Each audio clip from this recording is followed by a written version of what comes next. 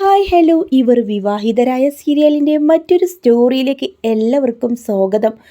ഒറ്റ രാത്രി കൊണ്ട് ഭൂമിക്ക് എല്ലാം നഷ്ടപ്പെടുകയാണ്. തൻ്റെ പ്രിയപ്പെട്ട അച്ഛനും അമ്മയും അവൾക്ക് നഷ്ടപ്പെടുന്നുണ്ട്. അച്യുതൻ്റെ കൊലപാതകത്തോടു കൂടെ അംബികയെ പോലീസ് അറസ്റ്റ് ചെയ്യാണ്. കൊലപാതകത്തിന് അവൾക്കെതിരെ എല്ലാ സാക്ഷികളും അംബികയാണ്. അച്യുതനെ കൊന്നെന്ന് അയൽപക്കത്തെ അവർ രണ്ടുപേരും എപ്പോഴും വഴക്കടിക്കുകയും മദ്യപിച്ചെത്തി അയാൾ പ്രശ്നമുണ്ടാക്കുകയൊക്കെ ചെയ്യാറുണ്ടെന്ന് മൊഴിയിൽ അംബികയെ അറസ്റ്റ് ചെയ്യുന്നുണ്ട്. അച്ഛൻ മരിച്ചതോടുകൂടെ ആകെ തകർന്നു പോവാണ്. അച്ഛൻ്റെ ഓപ്പറേഷനുള്ള പണം തയ്യാറായപ്പോഴാണ് ഇങ്ങനൊരു ദുർവിധി. ഇതെല്ലാം ഓർത്ത് പൊട്ടിക്കരയുന്നുണ്ട്. എൻ്റെ അച്ഛനായിരുന്നു സാറേ എനിക്കെല്ലാം, എനിക്ക് എൻ്റെ അച്ഛന് ജീവനോടെ തിരികെ വേണം എന്ന് പറഞ്ഞ് ഭൂമി പൊട്ടിക്കരയുന്ന അവളെ എങ്ങനെ ആശ്വസിപ്പിക്കുമെന്നറിയാതെ അജയും പോലീസുകാരും സത്യദാസും എല്ലാം ആകെ വിഷമത്തിൽ നിൽക്കാട്ടോ. അങ്ങനെ കണ്ണീരൊഴിയാത്ത ഭൂമി ആ സമയം പോസ്റ്റ്മോർട്ടം എല്ലാം ചെയ്ത് അച്യുതൻ്റെ ബോഡി വിട്ടുകിട്ടുന്നുണ്ട്. അങ്ങനെ അതെല്ലാം കഴിഞ്ഞ ശേഷാട്ടോ അംബികയും തന്നെ അച്യുതനെ കാണാൻ വരുന്നുണ്ട്. ചിതക്കരികിലേക്ക് ഓടി വരികയാണ്. അംബികക്ക് സഹിക്കാൻ പറ്റുന്നില്ല. അമ്മയോട് ഒന്നും ചോദിക്കാനുള്ള ഒരു മാനസികാവസ്ഥയിലായിരുന്നില്ല ഭൂമി. തനിക്കെന്തായാലും അച്ഛൻ നഷ്ടപ്പെട്ടു. എൻ്റെ അമ്മയെയും ഇനിങ്ങനെ ജയിലിൽ കിടത്താൻ പറ്റില്ല. അമ്മയെ എത്രയും പെട്ടെന്ന് ജയിലിൽ നിന്ന് ഇറക്കണം. അങ്ങനെ ഭൂമി ജയിലിലേക്ക് അമ്മയെ കാണാനായിട്ട് പോകുന്നുണ്ട്. മോളെ, നിനക്ക് തോന്നുന്നുണ്ടോ ഞാൻ എൻ്റെ അച്ഛനെ എന്ന് പറഞ്ഞവർ പൊട്ടിക്കരയാ. അമ്മേ, വെറുതെ പോലും അങ്ങനെ പറയല്ലേ. എന്താണ് സംഭവിച്ചതെന്ന് എനിക്കറിയില്ല. അമ്മ ഒരിക്കലും അത് ചെയ്യില്ലെന്ന് എനിക്കറിയാം. അന്ന് നടന്ന സംഭവം അംബിക പറയായിരുന്നു. ആ സമയത്ത് മോളെ ഒരാൾ അകത്തേക്ക് കയറി വന്നു, മാസ്ക് ധരിച്ചുകൊണ്ട്. അയാളുടെ മുഖം എനിക്കറിയില്ല. അയാളാ എന്നെ പിടിച്ച് തള്ളി. അയാളുടെ കയ്യിൽ കത്തി ഉണ്ടായിരുന്നു. പിന്നെ ബോധം തെളിഞ്ഞപ്പോൾ ഞാൻ കാണുന്നത് തറയിൽ കുത്തേറ്റി കിടക്കുന്ന അച്ചുവേട്ടനെയാണ്. അച്ചുവേട്ടൻ്റെ ദേഹത്തെ കത്തി ഊരി മാറ്റിയതും പോലീസുകാർ കതക് തുറന്നു. ഇതാണ് സംഭവിച്ചത്. എനിക്കറിയാം എൻ്റെ അമ്മ ഒരു തെറ്റും ചെയ്യില്ലെന്ന്. എത്രയും പെട്ടെന്ന് യഥാർത്ഥ കൊലയാളിയെ കണ്ടെത്തി അമ്മയെ ഈ ജയിലിൽ നിന്ന് ഞാൻ ഇറക്കും എന്നവൾ പറയുന്നുണ്ട്. അങ്ങനെ സങ്കടത്തോടെ ഭൂമി പോവാണ് പല വക്കീലന്മാരെയും അവൾ കാണുന്നുണ്ട്. അവരൊക്കെ ഭീകരമായ തുകയാണ് പറയുന്നത്. ഒടുവിലൊരു വക്കീൽ പറയും, അമ്മയെ എന്ത് വില കൊടുത്തും ഞാൻ പുറത്തിറത്തും. പക്ഷേ ഒരു കാര്യം, നിൻ്റെ അമ്മയെ പുറത്തിറത്തി കഴിഞ്ഞാൽ 25 ലക്ഷം രൂപ എനിക്ക് ഫീസായിട്ട് തരണം. അഡ്വാൻസായിട്ട് ഇപ്പോൾ തരണം. എന്നാൽ മാത്രമേ എനിക്ക് കേസ് ഏറ്റെടുക്കാൻ പറ്റുള്ളൂ. 25 ലക്ഷം താൻ എവിടെ നിന്നുണ്ടാക്കുമെന്നറിയാതെ ഭൂമി അലച്ചിലാണ്. അച്ഛൻ്റെ ഓപ്പറേഷത്തിന് വേണ്ടി തന്നെ എല്ലാം റെഡി ആയതാണ് ചാരിറ്റിക്കാർ. അപ്പോഴാണ് അച്ഛൻ്റെ മരണം. ഇനി ഈ പണത്തിന് വേണ്ടി ഞാൻ എന്ത് ചെയ്യും? ഭൂമി ആലോചനയോടെ നിൽക്കുക. ഇടയ്ക്കെല്ലാം അമ്മയ്ക്കരികിലേക്ക് വന്ന് അവൾ പറയുന്നുണ്ട്, അമ്മ വിഷമിക്കേണ്ട. എത്രയും പെട്ടെന്ന് അമ്മ ഇറക്കാനുള്ള ഏർപ്പാടുകളൊക്കെ ഞാൻ ചെയ്യുന്നുണ്ട്. എനിക്ക് വിഷമമൊന്നുമില്ല മോളെ. നിന്നെ ഓർത്തിട്ടാ. നീ തനിച്ച് നീ എന്ത് ചെയ്യും? നിൻ്റെ കാര്യം ഓർത്തിട്ടാ. അച്ചോടൻ എന്നെ പല കാര്യങ്ങളും പറഞ്ഞ് ഏൽപ്പിച്ചിട്ടുണ്ട്. ഒടുവിൽ അച്ചോടൻ അങ്ങ് പോയി എന്നെ തനിച്ചാക്കി. എനിക്ക് ഒന്നും നിന്നോട് പറയാനുള്ള ഒരു അവസ്ഥയിലല്ല. എന്താ അമ്മയ്ക്ക് എന്നോട് പറയാനുള്ളത്? മോളിപ്പോൾ ഒന്നും ചോദിക്കരുത് അമ്മയോട്. സമയമാവുമ്പോൾ ഞാൻ മോളോട് തന്നെ പറയാം. മോള് അമ്മയെ ഇറക്കാനായിട്ട് ഇങ്ങനെ കഷ്ടപ്പെടേണ്ട. മോള് തനിച്ചല്ലേ എന്ന ഒരു സങ്കടം മാത്രമേ എനിക്കുള്ളൂ. എന്തായാലും മോളിങ്ങനെ വിഷമിക്കേണ്ട കേട്ടോ എന്ന് പറഞ്ഞ് അംബിക അങ്ങ് സെല്ലിനുള്ളിലേക്ക് പോവാണ്. എന്ത് വില കൊടുത്തും എൻ്റെ അമ്മയെ രക്ഷിക്കണം എന്ന് പറഞ്ഞുകൊണ്ട് ഭൂമി എല്ലാവരോടും പറയുന്നുണ്ട്. അങ്ങനെ ആ കൊലപാതകത്തിൻ്റെ യഥാർത്ഥ പ്രതിയെ കണ്ടുപിടിക്കാൻ ഭൂമിയും ഒരു ശ്രമം നടത്തുന്നുണ്ട്. ഭൂമിയെ കൊല്ലാനായിട്ട് ഈ സമയം കമാൽ പലപ്പോഴും അവൾക്കരികിലേക്ക് വരുന്നുണ്ടെങ്കിലും സത്യദാസും അജയും അവളെ ആ ഒരു കില്ലറെ കയ്യോടെ പിടികൂടുന്നുണ്ട് കേട്ടോ. ഒടുവിൽ അയാൾ അവരുടെ കയ്യിൽ നിന്ന് രക്ഷപ്പെടുകയാണ്. അങ്ങനെ ഭൂമിയെ ഒന്നും അവർക്ക് ചെയ്യാൻ പറ്റുന്നില്ല. അപ്രതീക്ഷിതമായിട്ടാണ് അജയ് അവളോടൊരു കാര്യം പറയുന്നത്. തനിക്ക് 25 ലക്ഷം രൂപ ഞാൻ തരാം, പകരം നീ എനിക്കൊരു സഹായം ചെയ്യണം. നിൻ്റെ അമ്മയിറക്കാം. നിനക്ക് എന്തായാലും പണത്തിന് ആവശ്യമല്ലേ?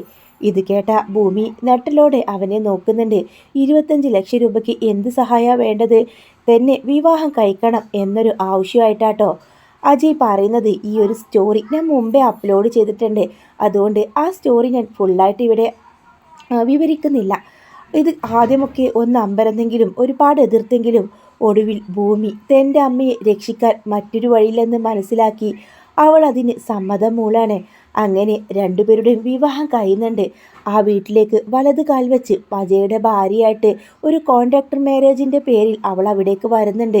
ഭവാനിക്കോ അഞ്ജനക്കോ ഇതൊട്ടും സഹിക്കാൻ പറ്റാതെ അപ്പുറമായിരുന്നു. അജയെ അവൾ വിവാഹം കഴിച്ചതും സത്യദാസ് സ്വന്തം മകൾക്ക് എതിരെയാവാണ്. ആ കുടുംബത്തിനെ അപമാനിക്കുകയും നാണം കെടുത്തുകയും ചെയ്ത ഭൂമിയോട് തനിക്ക് ക്ഷമിക്കാനാവില്ല എന്നും പറഞ്ഞുകൊണ്ട് എൻ്റെ മകൾ ഇനി മുതൽ അഞ്ജനയാണെന്ന് പറഞ്ഞ് അവളെയും കൂട്ടി സ്വന്തം വീട്ടിലേക്ക് പോവാട്ടോ. ആ സമയമെല്ലാം വിഷമിച്ചിരിക്കായിരിക്കും ഭൂമി. എന്നിട്ടും അമ്മയെ രക്ഷിക്കാൻ കഴിയുന്നില്ലല്ലോ. ഇതിപ്പോൾ ഓരോ ദിവസവും കേസ് നീണ്ടു പോവാണ് എന്നോർത്ത് വിഷമിക്കുമ്പോൾ അവൾക്കരികിൽ വന്ന് അജയ് പറയുന്നുണ്ട്, എടോ താനിങ്ങനെ വിഷമിക്കാതെ അമ്മയെ എത്രയും പെട്ടെന്ന് ആ വക്കീൽ പുറത്തിറക്കും. അല്ല, അമ്മയെ പുറത്തിറക്കുന്നതിന് പകരം അച്ഛനെ കൊന്ന യഥാർത്ഥ പ്രതിയാണ് കണ്ടുപിടിക്കേണ്ടത്. എൻ്റെ അച്ഛനെ കൊല്ലാൻ എന്ത് കാരണമാണ് ഉണ്ടായത്? എൻ്റെ അച്ഛൻ ആർക്കും ഒരു ദ്രോഹം ചെയ്തിട്ടില്ല. നാട് വിട്ടു പോകാമെന്നൊക്കെ പറഞ്ഞെങ്കിൽ അച്ഛൻ എന്തോ ഭയപ്പെടുന്ന എന്തോ സംഭവം ഈ നാട്ടിലുണ്ട്. ഈ നാട്ടിൽ തന്നെയാണ് എൻ്റെ അച്ഛൻ്റെ കൊലപാതകത്തിൻ്റെ കാരണക്കാരുള്ളത്. അവരെ ഞാൻ വെറുതെ വിടില്ല സാർ, നിയമത്തിൻ്റെ മുമ്പിൽ ഞാൻ കൊണ്ടുവരും എന്ന് ഭൂമി പറയുന്നുണ്ട്. പിന്നെ നീ നിൻ്റെ അമ്മയെ കാണണമെന്ന് ചെല്ലാൻ വേണ്ടി പറഞ്ഞിട്ടുണ്ട് അമ്മ, നിന്നോടെന്തോ പറയാനുണ്ടെന്ന്. അപ്പോൾ ഭൂമി പെട്ടെന്ന് തന്നെ തയ്യാറായി അമ്മയെ കാണാനായിട്ട് ജയിലിലേക്ക് പോകുന്നുണ്ട് കേട്ടോ. മോളെ ഭൂമി, നിൻ്റെ വിവാഹക്കാരിക്ക് അറിയാം. അമ്മേ പറഞ്ഞല്ലോ, ഞാൻ വിവാഹം കഴിച്ചത് അമ്മയെ രക്ഷിക്കാനാ. എന്നെ രക്ഷിക്കാനോ? നിങ്ങൾ രണ്ടുപേരും നല്ല ചേർച്ചയാ, ജീവിതകാലം ഒരുമിച്ച് ജീവിക്കണം. ആ സമയം ഭൂമി സത്യങ്ങളൊന്നും തുറന്ന് പറയുന്നില്ല. എൻ്റെ ആശീർവാദവും അനുഗ്രഹവും എപ്പോഴും നിനക്കുണ്ടാവും എന്ന് പറയുന്നുണ്ട്. നിന്നോട് ഒരു കാര്യം എനിക്ക് പറയാനുണ്ട്. മോളത് എങ്ങനെ എടുക്കുമെന്ന് അറിയില്ല. അച്ചുവേട്ടൻ ലാസ്റ്റായിട്ട് വെച്ച ഒരു ഫംഗ്ഷനില്ലേ, ഫാദേഴ്സ് ഡേ, അതെന്തിനായിരുന്നു മോൾക്കറിയാമോ? മോളെക്കുറിച്ചുള്ള ആ വലിയ രഹസ്യം എല്ലാവർക്കും മുമ്പിൽ ഇങ്ങനെ തുറന്നു പറയാനായിരുന്നു. അങ്ങനൊരു ഫംഗ്ഷൻ വെച്ചത് പോലും എല്ലാം പറയുന്ന മുമ്പേ അങ്ങേരങ്ങ് പോയി എന്നെ തനിച്ചാക്കി എന്ന് പറഞ്ഞ് പൊട്ടിക്കരയുമ്പോൾ അമ്മ എന്തൊക്കെയാ പറയുന്നത്? എന്ത് രഹസ്യ അച്ഛൻ വെളിപ്പെടുത്താൻ നിന്നത്? മോളെ, ഞാനീ പറയുന്നത് നീ എങ്ങനെ എടുക്കുമെന്ന് എനിക്കറിയില്ല. പറയാനുള്ള ഒരു ധൈര്യവും എനിക്കില്ല.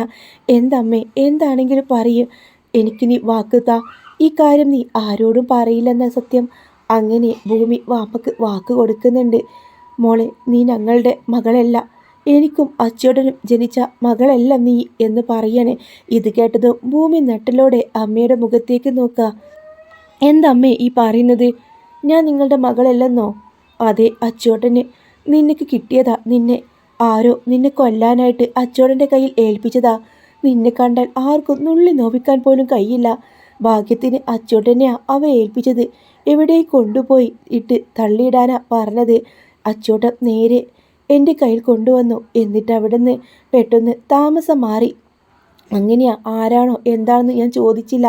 അതിനെക്കുറിച്ച് എന്നോട് പറയില്ല. നീ ഞങ്ങളുടെ മകളായിട്ട് വളർന്നു. ഭൂമിജ എന്ന് നിനക്ക് ഞങ്ങൾ പേര് നൽകി. ഇതെല്ലാം കേട്ട് നെട്ടി നിൽക്കായിരുന്നു. അജിയും ഇതെല്ലാം കേൾക്കുന്നുണ്ട് കേട്ടോ. എന്നാൽ അമ്മേ, അപ്പോൾ എൻ്റെ അച്ഛനെയും അമ്മയെക്കുറിച്ച്, അത് ഈ അടുത്ത കാലത്താ നിൻ്റെ അച്ഛനെയും അമ്മയെയും കുറിച്ച് അച്ചോടന് വിവരം കിട്ടിയത്. അതാരാണെന്ന് ഞാൻ കുറേ ചോദിച്ചു. പക്ഷേ കറക്റ്റായിട്ട് അവരൊന്നും പറഞ്ഞില്ല. എല്ലാവരെയും വിളിച്ചു കൂട്ടി സത്യം പറയണം, നിൻ്റെ അച്ഛൻ്റെ കൈകളിൽ ഏൽപ്പിക്കണം എന്നായിരുന്നു ആഗ്രഹം. ചങ്കു പൊട്ടിയാണെങ്കിലും ഞാനതിന് സമ്മതിച്ചു. അച്ഛന് അധിക ആയുസില്ലെന്ന് ഡോക്ടർ പറഞ്ഞു. ഓപ്പറേഷത്തിന് വേണ്ടി പണത്തിനായിട്ട് നീ ഓടുകയാണെന്നും അച്ഛന് ക്യാൻസർ ആണെന്നൊക്കെ വിവരം അറിഞ്ഞപ്പോഴാ നാട്ടിലേക്കുള്ള പോക്ക് ഞങ്ങൾ ക്യാൻസൽ ചെയ്തത്. എല്ലാം നിൻ്റെ നല്ലതിന് വേണ്ടിയായിരുന്നു മോളെ. നിന്നെ ഈ നാട്ടിൽ നിന്നാൽ നിന്നെ അവർ കൊല്ലുമെന്നും നിന്നെ പിടിച്ചുകൊണ്ട് പോകുന്നൊക്കെ ഭയന്നിട്ടാ ഈ നാട്ടിൽ നിന്ന് ഞങ്ങൾ മാറാൻ താമസിച്ചത്. അപ്പോഴാണ് അച്ചോട്ടന് ക്യാൻസർ ആണെന്ന് ഡോക്ടർ പറഞ്ഞത്. മോളെല്ലാം ഉള്ളിലൊതുക്കി അതെല്ലാം മറച്ചു വെക്കാറുണ്ടെന്ന് ഞങ്ങൾക്കറിയാമായിരുന്നു. ഞങ്ങൾ പിന്നെ മോളെ അച്ഛൻ്റെ കയ്യിൽ ഏൽപ്പിക്കണമെന്നേ ഞങ്ങൾ കരുതിയിട്ടുള്ളൂ എന്ന് പറയുന്നുണ്ട് കേട്ടോ. ഇതെല്ലാം കേട്ട് പൊട്ടിക്കരയാണ് ഭൂമി. ഇല്ല, എനിക്കിനി വേറൊരു അച്ഛനെയും അമ്മയും വേണ്ട. എൻ്റെ അച്ഛനും അമ്മയും ഇത് ഈ നിൽക്കുന്ന അമ്മയാ. മരിച്ചു പോയതാ എൻ്റെ അച്ഛൻ. നിങ്ങളോളം സ്നേഹിക്കാൻ ആർക്കും ആവില്ല. അവരെ കുഞ്ഞുനാളിൽ എന്നെ അവർ ഉപേക്ഷിച്ച് കാണും. കൊല്ലാൻ കൊടുത്തതും അവരെല്ലെന്ന് കാര്യം കണ്ടു. അല്ല മോളെ, നിന്റെ അച്ഛൻ ഒരുപാട് സ്നേഹിക്കുന്നുണ്ടെന്ന് അച്ചോട്ടൻ പറഞ്ഞു. എൻ്റെ അച്ഛനെ ഈ അടുത്തായിട്ട് കാണുകയും ചെയ്തിട്ടുണ്ട്. ഇല്ല, എനിക്ക് ആര് വന്നാലും വേണ്ട, എനിക്കെൻ്റെ ഈ അമ്മ മതി, എൻ്റെ അച്ഛനും മതി, നിങ്ങളോളം എനിക്ക് മറ്റാരുമില്ല എന്ന് പറഞ്ഞ് പൊട്ടിക്കരയുന്നുണ്ട് ഭൂമി. അജയും ഇതെല്ലാം കേട്ട് നെട്ടി നിൽക്കാണ്. ഭൂമി ഇവരുടെ മകളല്ലെങ്കിൽ പിന്നെ ഭൂമിയുടെ യഥാർത്ഥ അച്ഛൻ ആരാണ്? പലപ്പോഴും വല്യച്ഛൻ പറയുന്ന ഒരു കാര്യമുണ്ട്, ഭൂമിയെ കാണുമ്പോൾ സ്വന്തം മകളെ പോലെ കാണുന്നേ.